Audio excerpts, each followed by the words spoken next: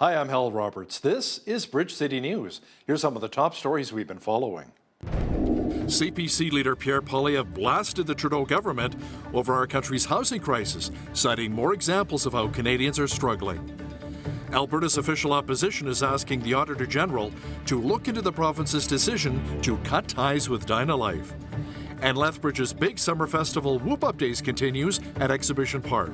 We have details on what you can expect this year. Your nation, your province, your southern Alberta. From the heart of Lethbridge, it's Bridge City News with Hal Roberts. Thanks so much for joining us. Canada's federal Conservative leader continues to hammer away at the Trudeau government on its record when it comes to affordable housing. Pierre Poilievre says the housing crisis has gotten a lot worse under Prime Minister Justin Trudeau. He says more needs to be done to help Canadians.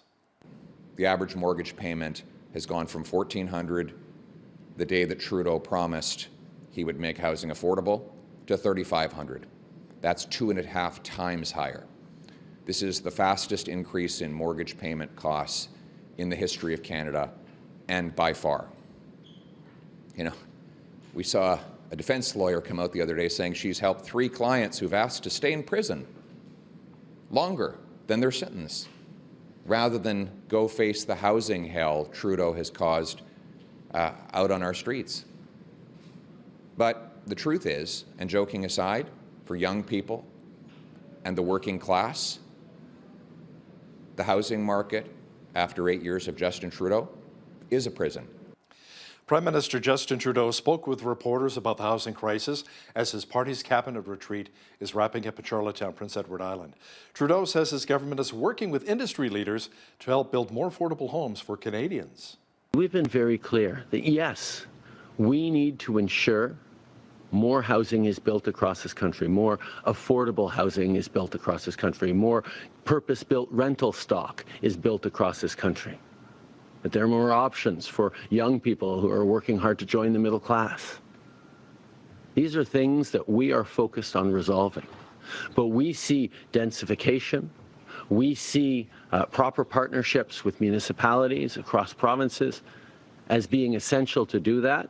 And we don't think that the only solution is to build on protected lands. There are lots of things that we can and should be doing, and we're going to continue to work on that. Federal Industry Minister François-Philippe Champagne also spoke about the housing crisis and the rising cost of living. He says his government is taking the appropriate steps to help Canadians. When we're talking about the cost of living, I mean, there's been different measures. I would say early learning and childcare has been one of the policies that I think will go down in history as one which has given more means to people at a time where you have high inflation and high prices. It allows family to have more disposable income. I think it's been great help for many families. I've heard that. But I would say, you know, the Prime Minister was clear this morning.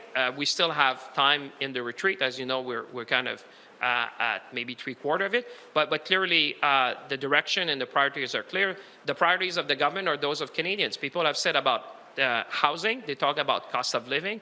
And I think, as far as I'm concerned, people also want us to focus on the future, which is the green economy, to make sure that we position Canada not only for now and solving that, but understanding that in the future, Prime Minister talk about Volkswagen, talk about Bécancour. I mean, we're redesigning the economy of Canada for the 21st century. The Alberta NDP is calling on the Auditor General to look into the provincial government's decision to cut ties with Dynalife. The group provides medical lab services for Albertans. Last week, Health Minister Adriana LaGrange said that Dynalife would transfer all of the assets to Alberta Precision Laboratories by the end of the year. During a stop in Lethbridge during Whoop Up Days, Premier Danielle Smith was asked why this decision was made by her government. They simply weren't living up to the terms of their agreement, which had performance expectations. And then when we attempted to find a way that we could go forward, that was their solution for us. And so that's what we're doing. We want to make sure everybody gets the diagnosis that they need, because you need the diagnosis in order to get the treatment. And we'll have a better explanation of the costs once we finish the process at the end of December, because it's a staged process to make sure that there is seamless, that there's no interruption in service. David Shepherd, who's the Alberta NDP health critic, says this is a major mistake by the province and an investigation is needed. It's fair to say that we're talking here about millions of dollars. And that doesn't even include all of the impacts to the healthcare system, as thousands of Albertans have had crucial tests delayed or been forced to go to an ER to get them done. It's the cost of having to recollect samples, run tests again, the worsening of conditions for Albertans who've been waiting for a crucial diagnosis to determine what treatment they need. That could be millions more in billings and treatment costs. The decision to have Dynalife take over the delivery of lab services dates back to 2019 under former Premier Jason Kenney. 14 employers in Alberta's aviation industry will be receiving some new funding. Around $5 million will be given out through the Aviation Skills Grant. Government officials say the money will be used to strengthen our province's aerospace sector as our economy grows and diversifies. Grant recipients will receive up to $30,000 per trainee to offset training costs for new or vacant positions. More than half of the requested training is for pilots and aircraft maintenance engineers.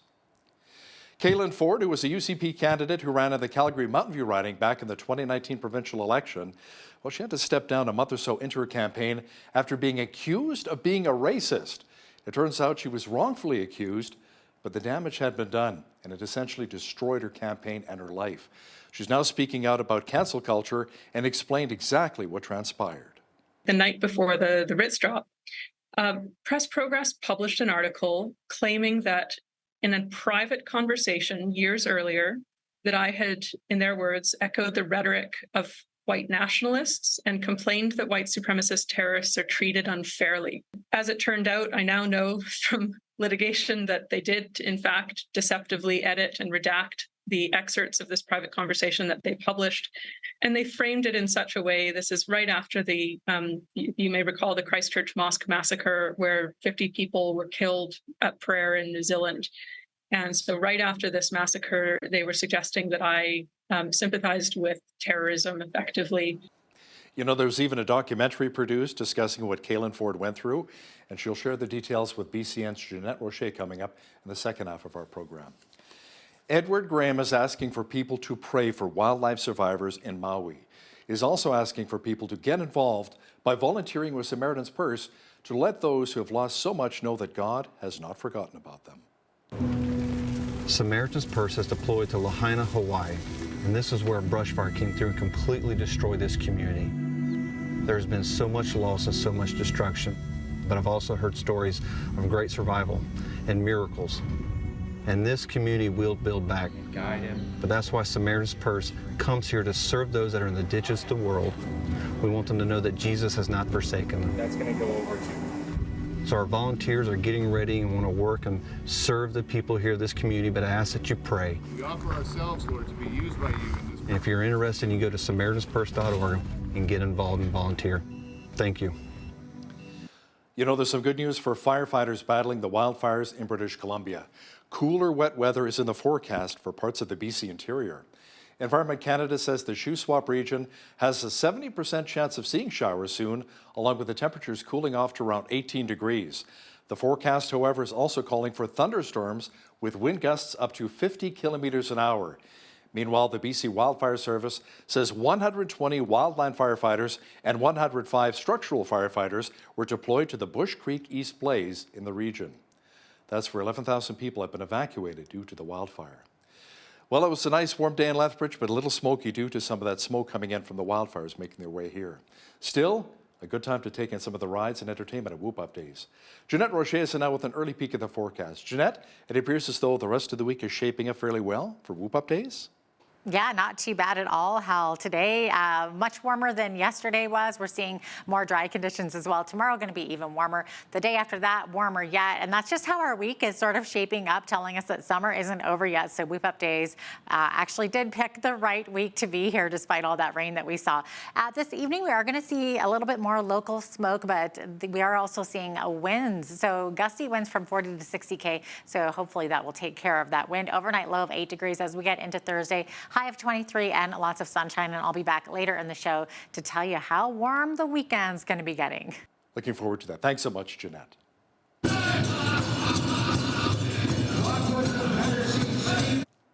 The amazing colors and sounds of the powwow are back in Lethbridge for Whoop Up Days. The grand entry of the event showcased the regalia of Indigenous dancers on full display. Now, local dignitaries also stepped their way to the beat of the drums. Staff with the Blackfoot Confederacy told us a hefty chunk of change will be up for grabs during the powwow this year.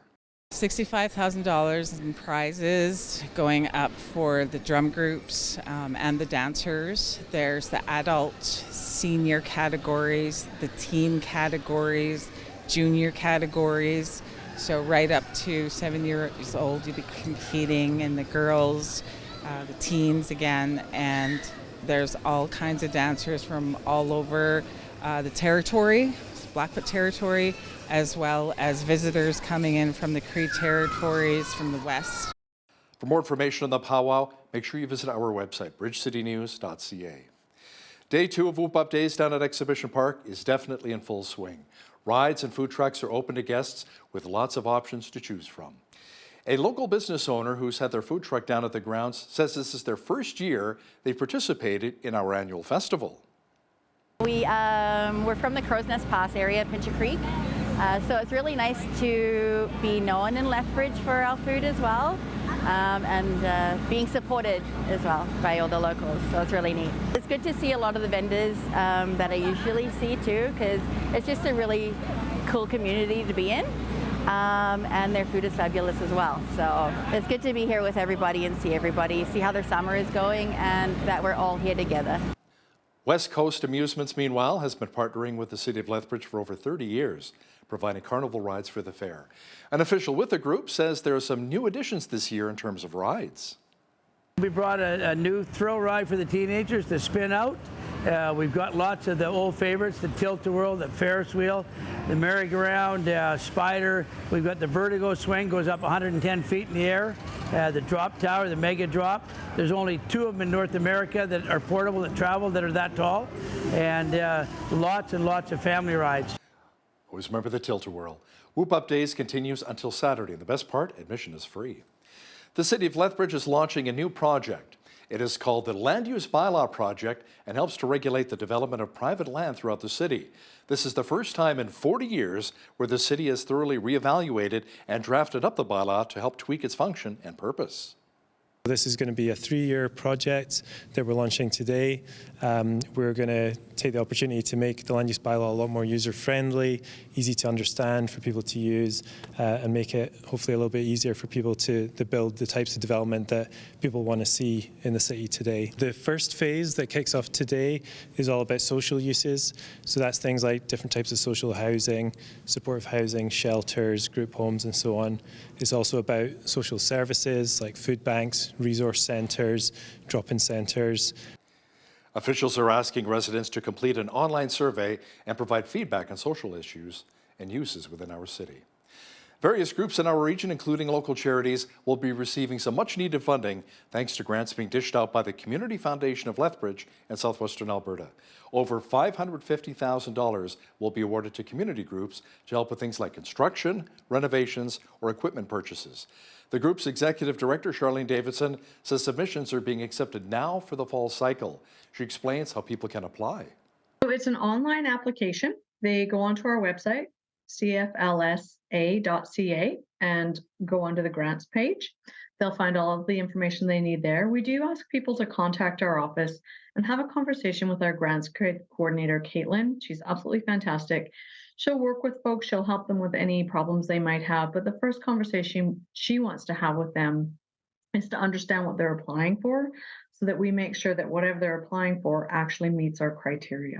So we really encourage folks to reach out and have a conversation with her. She's going to be having a little workshop information session on how to apply for our grants, again, just to help people set themselves up for success. The application deadline for the grants is October the 16th. In total, around $1.7 million worth of grants will be handed out in 2023.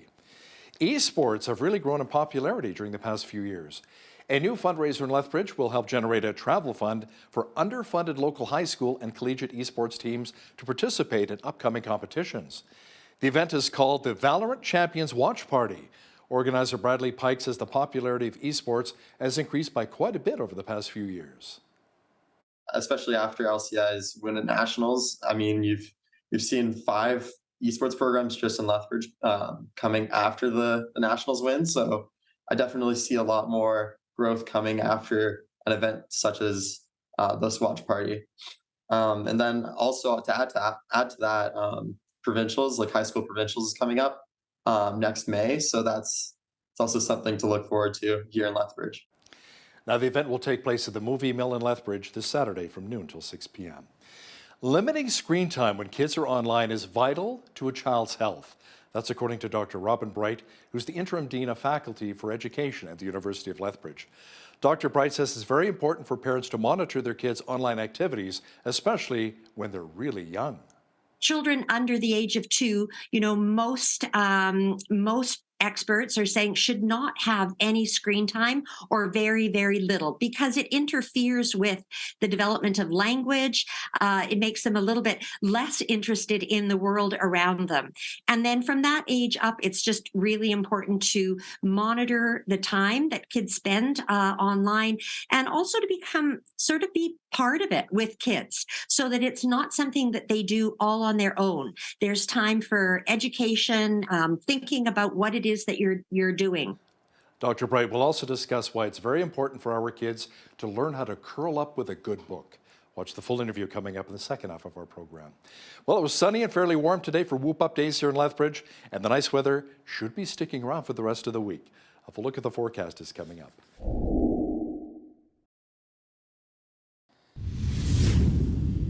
We're seeing a little bit of the wildfire smoke make its way to our region, but still not enough to keep people away from the Whoop Up Days Festival here in Lethbridge. Jeanette Rocher is in now with all of the weather details. Jeanette, it should be a good time to take in a few rides or perhaps enjoy a mini donut or two. Yeah, well, the weather is certainly cooperating for now, so get down to Whoop Up Days, get those mini donuts. That's certainly my favorite part of the fair. But as for the rest of this week, look at these temperatures. Look at that sunshine. That's what we're expecting.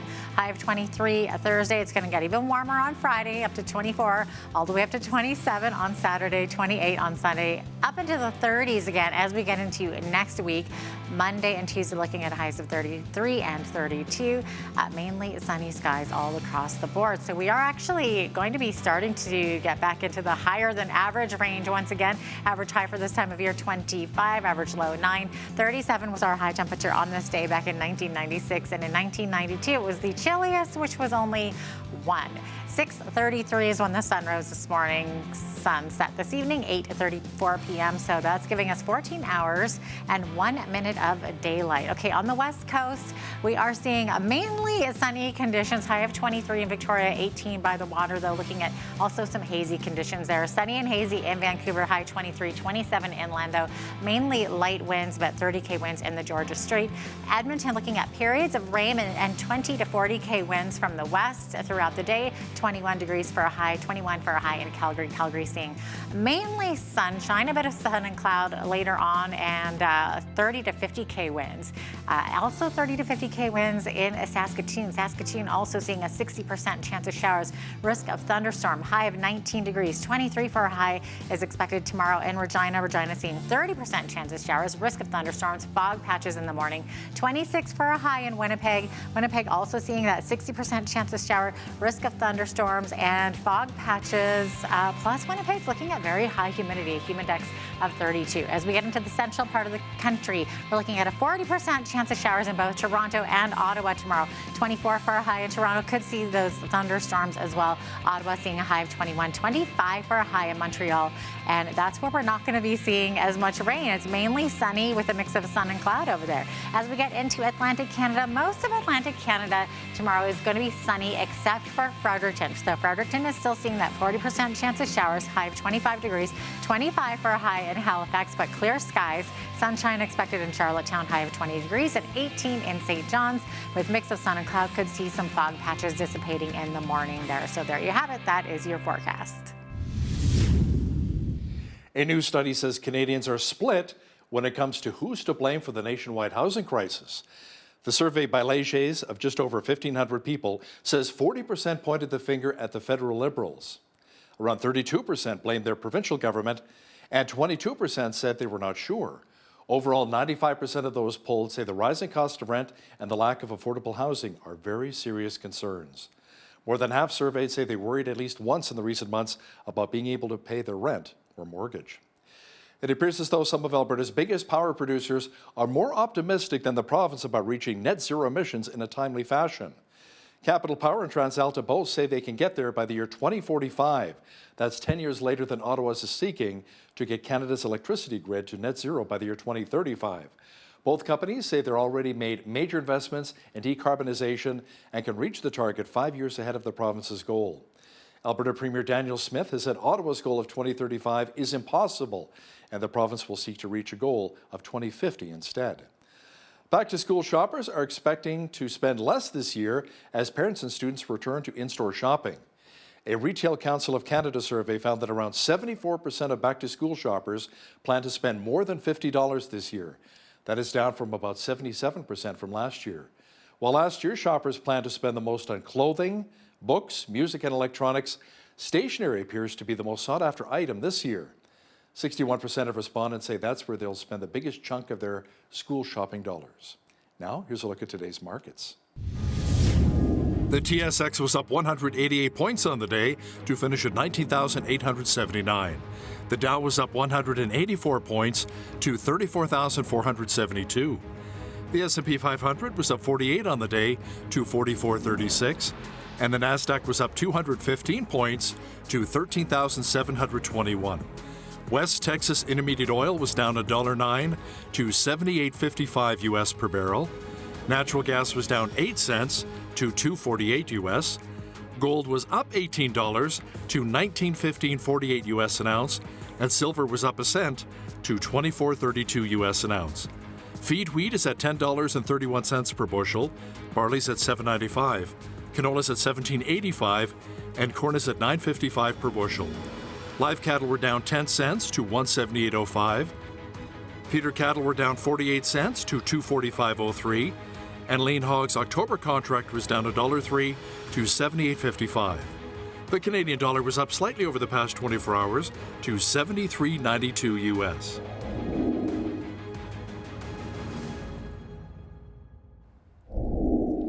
Recapping one of our top stories, the Alberta NDP is calling on the Auditor General to look into the provincial government's decision to cut ties with Dynalife, which provides medical lab services for Albertans. Party members say it was a serious mistake. Last week, Health Minister Adriana LaGrange said that Dynalife would transfer all of its assets to Alberta Precision Laboratories by the end of the year.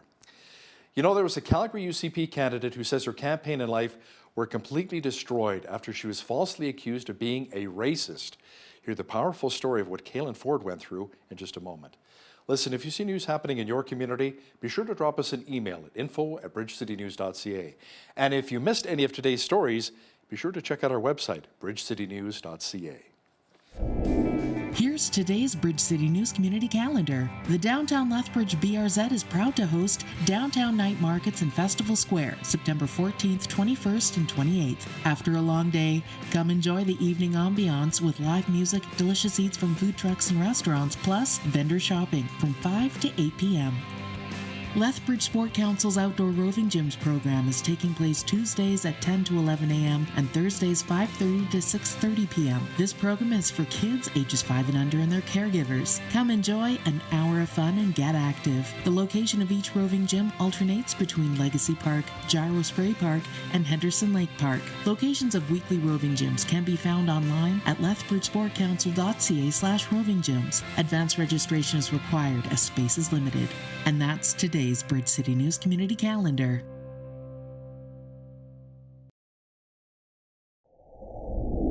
Social media and political life can be a minefield with retaliations, lies, and conjecture.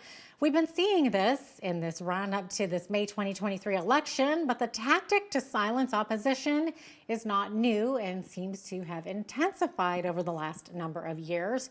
Our guest today had controversy thrust upon her when she was running in the 2019 Alberta provincial election. Kaylin Ford had been a star candidate for the UCP in a Calgary riding until she was labeled a racist and was declared guilty in the court of public opinion, and in very short order was canceled. She claims nothing could be further from the truth and that it was all a setup. Now, a documentary sharing her side of the story has recently been released called When the Mob Came. Take a look at this. Controversy surrounding a United Conservative Party candidate has caused her to step down. Yes, Kaylin Ford has resigned as a UCP candidate in the riding of Calgary Mountain View after a report claiming she echoed white nationalist rhetoric. What was shared was her private messages. She was engaged in a Facebook chat with somebody. The accusation was that she had said something in a private conversation that had echoed the words of white supremacists. Kaylin Ford says those Facebook messages were taken out of context. The statement did not have one word of contrition, apology, or backing down from those statements. The NDP has now started running attack ads framing the United Conservative Party as intolerant. I was utterly shocked to hear of the comments that that candidate, who was of course a star candidate for the UCP, made. Racism and homophobia and things like that. If you can paint your opponent as one of those things, they just become toxic and they can't be touched. But all's fair in love and war, right? The UCP as a party has a problem with racism. I had text messages appear on my phone saying Kaylin's a racist. I'm like, what? That's not true. And then I saw the Press Progress story. Kaylin Ford is under fire after an article from Press Progress. The outlet is linked to the NDP-affiliated think tank Broadbent Institute. So I remember asking myself some questions saying, did I get that wrong? Could I have misjudged it? This is nothing at all like what I would have expected of Kaylin Ford. This is either the strangest white supremacist I can imagine, or there's just something more going on here. Her own private messages that are expressing a nuanced view on a contentious social issue are what are used to end her political career. Are you kidding me? Nobody is safe. Kaylin Ford joins me now. Kaylin, welcome to Bridge City News. Great to have you on today. Well, thank you for having me. Okay, so Kaylin, as painful as it might still be, can you take us back to that time when the accusations arose? What happened exactly? What was the conversation that kind of started this firestorm? Sure. So I was running in the 2019 provincial election as a United Conservative Party candidate in a real swing riding. So it was a constituency that Conservatives hadn't won in 20 years, and I was running against the then Justice Minister for the NDP, as well as the leader of the Liberal Party. And yet polls showed, as we got closer to the election, that it was very much a toss-up. Our internal polling showed I was on track to win. I assume the other parties had the same polling. And under those circumstances, the NDP there's an organization called the Broadbent Institute, which runs a quasi-media outlet called Press Progress. And this is effectively the opposition research mill of the NDP. During the election, it was very aggressively putting out negative stories about Conservative candidates. And in that way, these stories would be able to sort of move into the mainstream. And so a month before the election, less than a month actually, the night before the writs drop, Press Progress published an article claiming that in a private conversation years earlier, that I had, in their words, echoed the rhetoric of white nationalists and complained that white supremacist terrorists are treated unfairly. Now, the record of this private conversation was never publicly disclosed. I did not have it, so I couldn't effectively refute these accusations at the time. As it turned out, I now know from litigation that they did, in fact, deceptively edit and redact the excerpts of this private conversation that they published. And they framed it in such a way, this is right after the, you may recall the Christchurch Mosque massacre, where 50 people were killed at prayer in New Zealand. And so right after this massacre, they were suggesting that I sympathized with terrorism effectively. And that wasn't true. I had a background in studying counterterrorism and international security studies. I was actually talking about how to more effectively deal with radicalization. But that was sort of torqued in this article. Within 4 hours, my party had asked me to resign. It was national news by the next morning. And it remained national news through the duration of the election. And by the end of that, I was basically left completely socially isolated. People were afraid of being seen with me in public. No one would hire me. No one would even talk to me. And so it was a profoundly isolating experience, after which I was basically left with no way of earning a living for several years. Mm-hmm. So this was a private conversation, I'm assuming in like a direct message, maybe on Facebook or something. Okay, so obviously you know the person that you were talking to. So do you feel that there were people close to you or that were involved in this attack on you, how would they have gotten a hold of that conversation? Well, so that's this is very much part of the story that's told in the documentary, and it's a story that's so convoluted that it takes a feature-length documentary to tell it. But the other party was a fellow who I had met years earlier in political circles, who was interested in running for office, and I think had felt sort of spurned that he was not really having the success that he thought his talents merited in politics. And as a consequence of that, he went out on a very elaborate campaign over the course of an entire year to try to end my candidacy, and did that with numerous false accusations. He had accused me of fraud, tried to plant stories in the media about me committing fraud, had filed a false police report claiming I assaulted him. And none of that gained traction. The thing that gained traction, because it sort of reflects the nature of, what are the current really controversial debates socially, was the accusation that I sympathized with white supremacists somehow. So that's what ended up terminating my candidacy.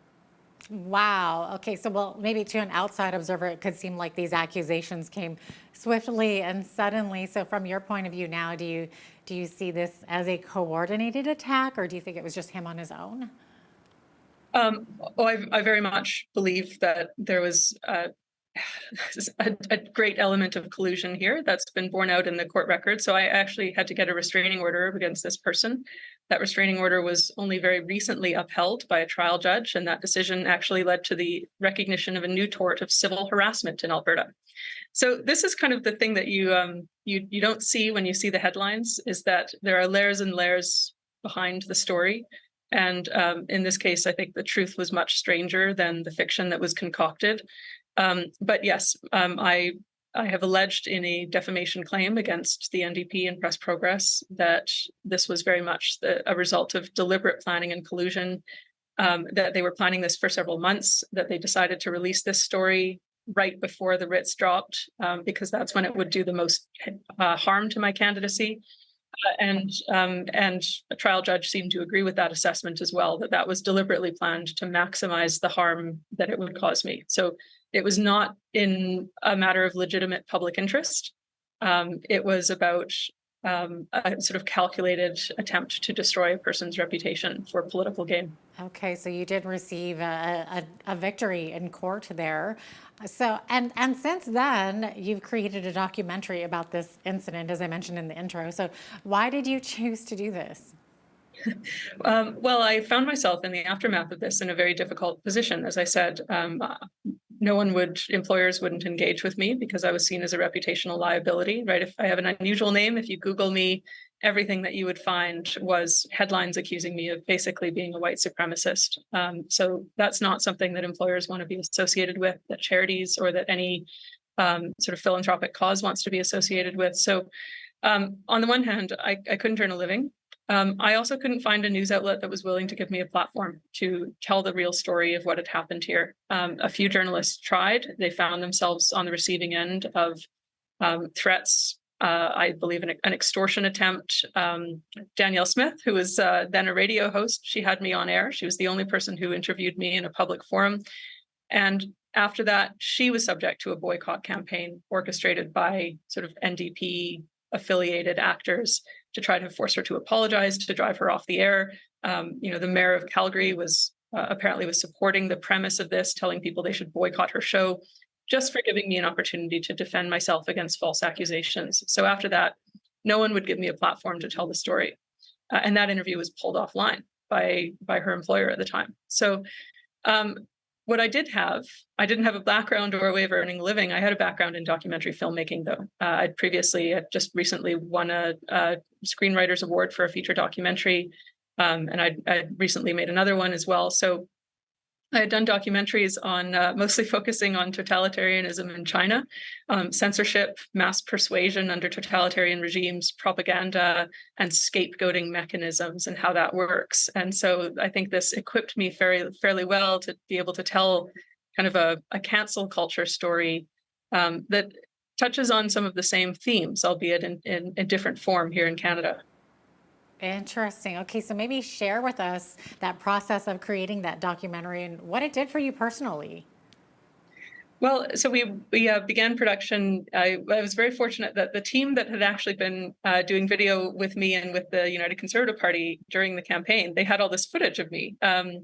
So I reached out to them and said, would you be willing to go on this sort of crazy adventure? And I'm very grateful that they agreed. So we have had this great store of sort of contemporaneous material, and we're able to tell the story. Now, I should say it's kind of horrifying making an autobiographical documentary. To me, it feels like the height of narcissism. It's a lot of emotional you see in the film, there are some very raw, very emotional moments. That's uncomfortable for someone like me. I'm quite introverted. So on the one hand, there's an element of horror at that. But you're introverted and you are running for public office. It was a weird combination. I like people though, despite being introverted. I like, the one-on-one conversations and getting to know people is actually very interesting. But when I was campaigning, oh gosh, I hated seeing my face on flyers or my name on signs. It was sort of at a deep level. I was so embarrassed by self-promotion. So this film is challenging, but I will say that there is something cathartic about being able to share an experience of suffering and have other people see it and understand it, and possibly to connect on some level. And that's what I've been hearing from people so far, is that this film, at one level, is about cancel culture. It's about Alberta politics. There's a lot of very familiar faces in this documentary if you follow Alberta politics. But ultimately, what it's about is, I think, perennial questions of sort of ultimate concern about how we should live.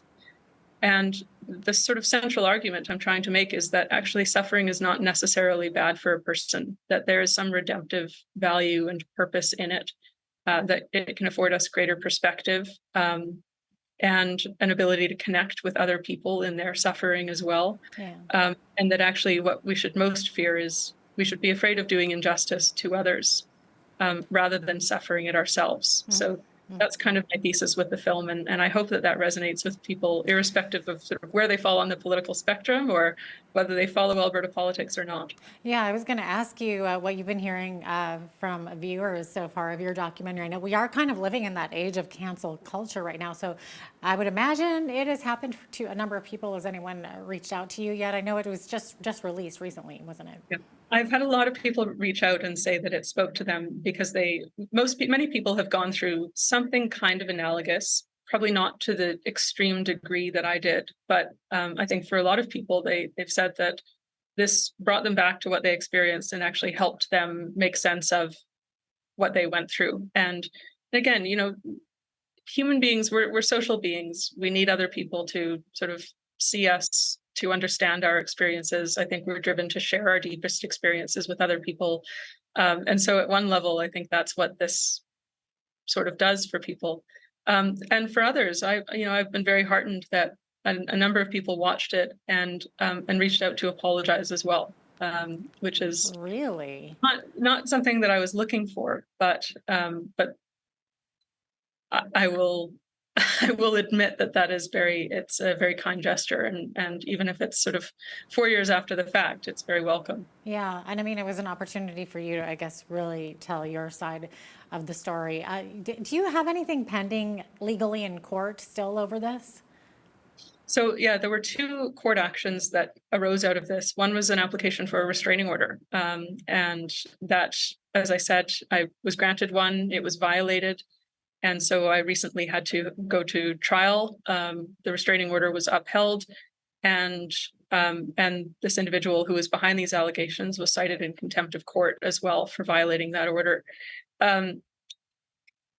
Parallel to that, I have a $7 million defamation suit pending against the CBC, the Toronto Star, the NDP, Broadbent Institute, Progress Alberta, and a number of other actors who were involved in this defamation. So we're hoping to conclude discovery by the end of this year. It's a very drawn out process. Mm-hmm. Kaylin, thanks so much for your time today. Where can people view this documentary? So if you go to whenthemobcame.com, you'll be directed to a website and be able to follow the links to find it on, to be able to purchase it through Vimeo. Kaylin, thank you so much. We're out of time, but thanks for joining me today. Thank you. That was Kaylin Ford, former UCP candidate and a documentary filmmaker who joined us from Calgary.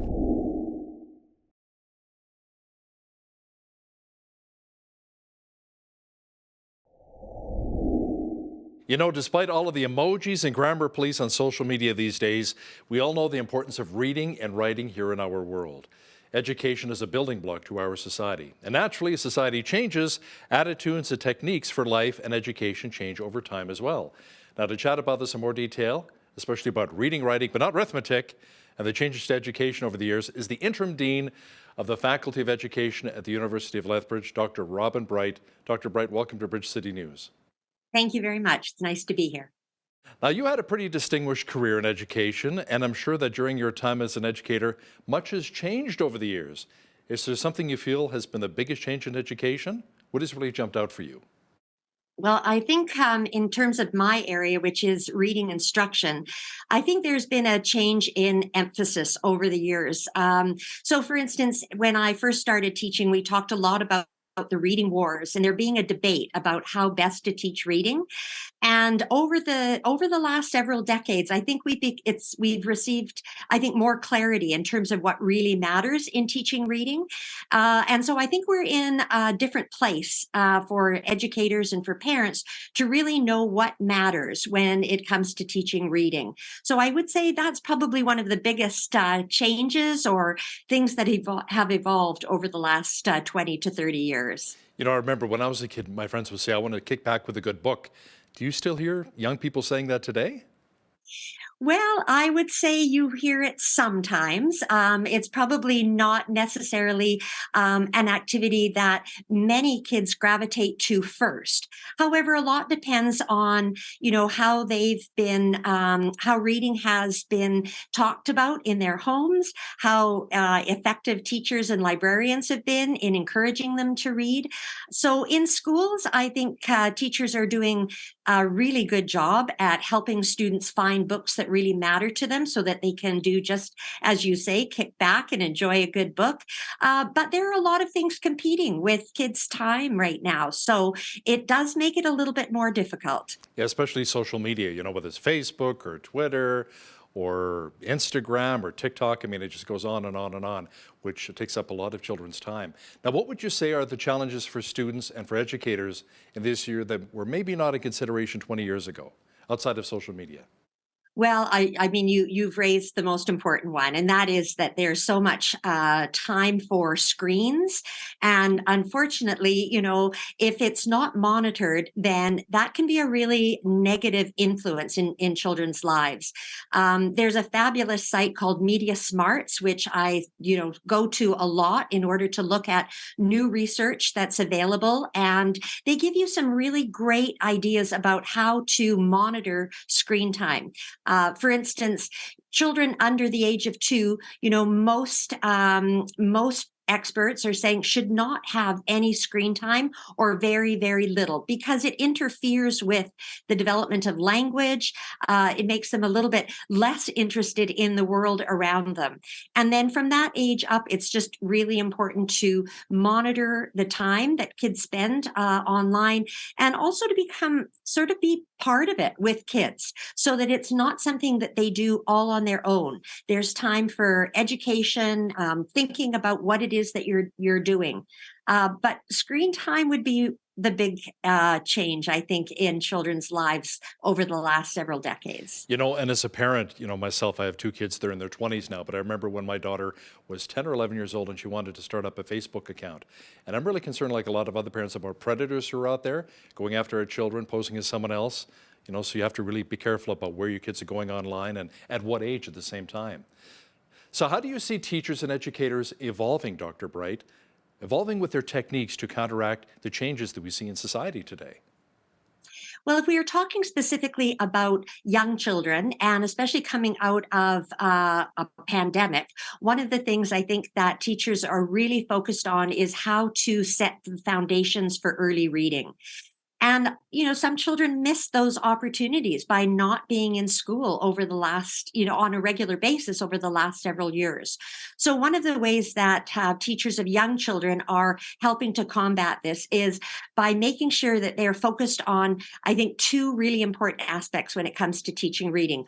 Oral language, so helping children to, have those conversations, sing, use chants, rhyming, lots of Mother Goose, because they've missed out on those kinds of opportunities to really develop a strong oral language base upon which learning to read is based.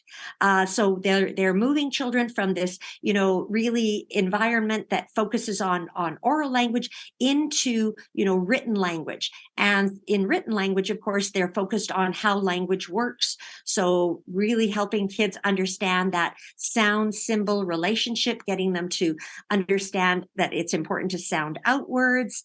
And using writing too. Watching children write naturally helps teachers figure out how they're making sense of language when they're learning to read. So I think that's what I'm seeing teachers, especially in the early grades, kindergarten through grade 3, focus on with their students. It's interesting now. I'll sit down with a pen to paper, try my cursive writing because I'm on a keyboard all day. I've kind of lost the knack here. It's like, ooh, that does not look good at all.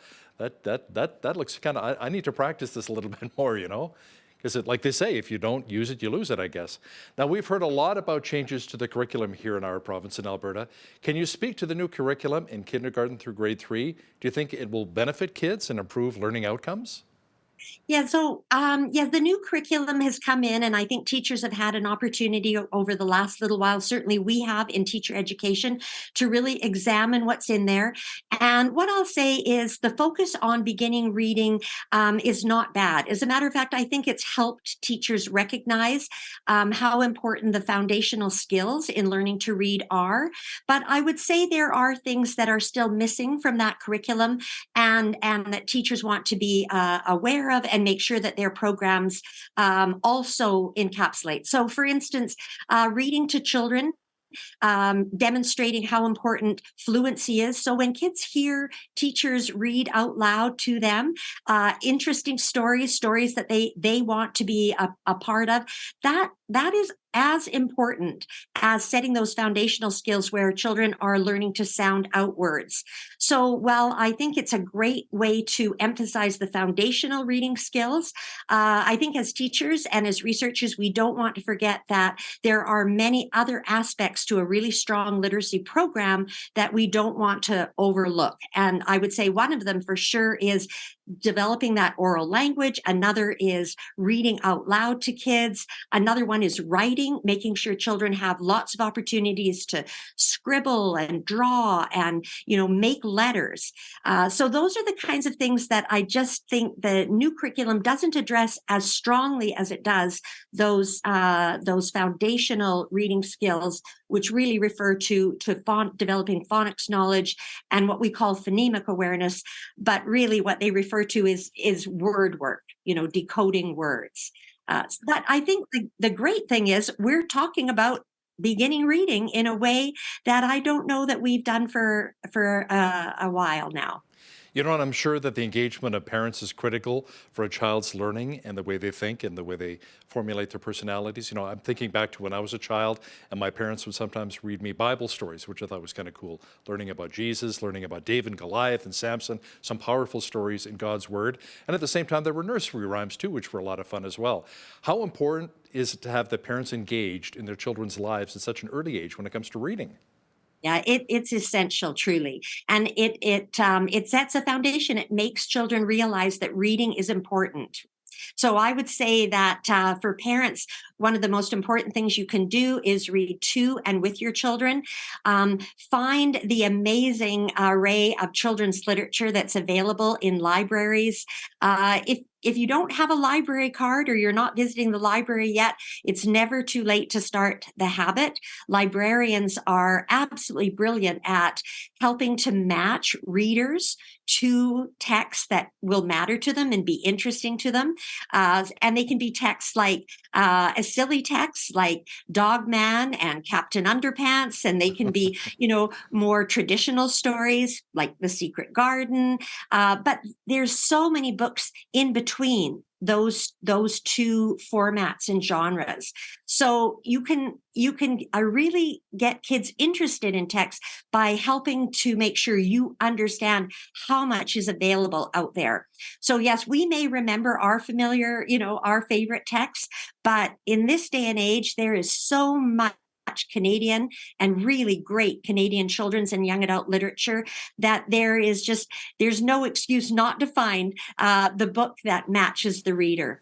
I'm glad you brought that up. I'm kind of curious as to why children sometimes fall behind when it comes to their reading skills, their comprehension and what they take in, what they absorb. Is it because maybe sometimes the subject matter really doesn't interest them that much? Well, there can be a variety of reasons, truly, for declining student interest in reading.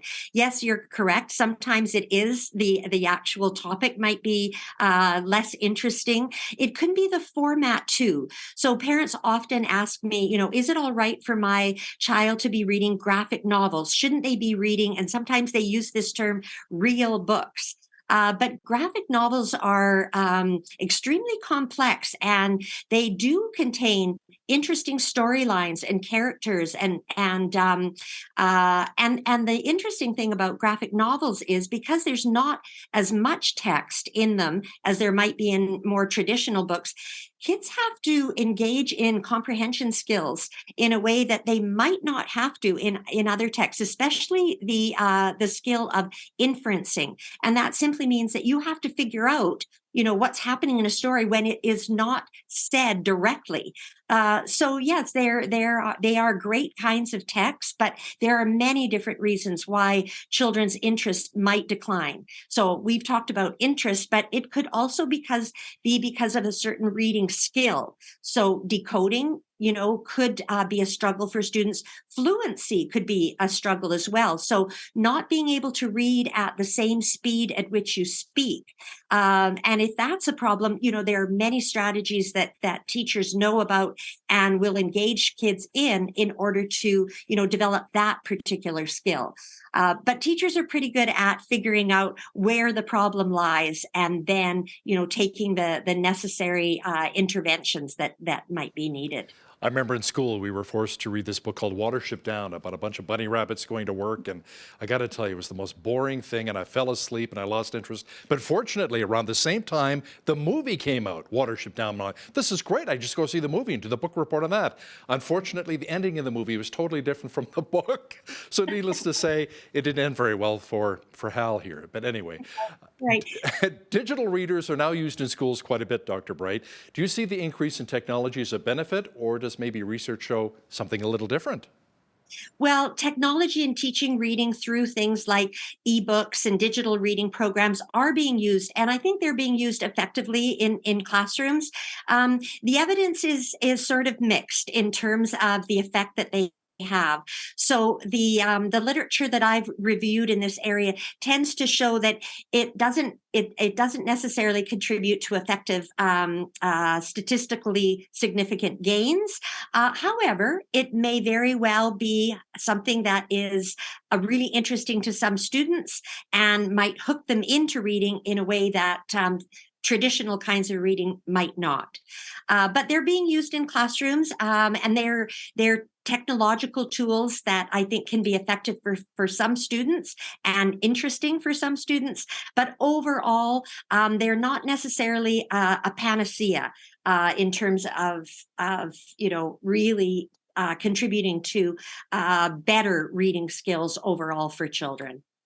With teenagers nowadays, the competition for eyeballs and attention you talk about in some ways to engage teens in reading and writing, how else can we do it outside of maybe ebooks and the traditional books that we get at the library? Well, there are a number of things that I know teachers and librarians do. Book talks is one of the most effective ways, and I've been very fortunate to be invited into a number of schools where the teacher and the librarian and I will simply bring forward a ton of new books on a variety of topics, and we'll talk just for a couple of minutes. We'll try to leave kids a bit on a cliffhanger to get them really interested in new texts. And I've seen that really work because not one person can't really know all the books that are out there, but a group of teachers and parents and librarians can get together and share a number of different books with children and try to pique their interest. So book talking is something that we really stress as being a creative strategy that teachers can use.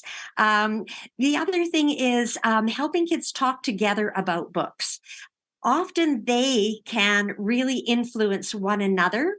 So having kids, get together in small groups in libraries and in classrooms and talk a little bit about the last book that they read can also encourage their peers to become more excited and interested. But I will say, what happens in the home is really, really important. And so I think, parents just taking that active interest in what their kids are reading, introducing books to them. And if they're not, strong readers themselves, sharing a book together can be a great experience. So reading a book together, even as children get older into the middle grades, can be a really rewarding experience. It's all about developing those building blocks. Dr. Robin Wright is Interim Dean at the Faculty of Education at the University of Lethbridge. Dr. Wright, thanks so much for your time today. Thank you very much. On behalf of all of us here at Bridge City News, I'm Hal Roberts. God bless and thanks for watching.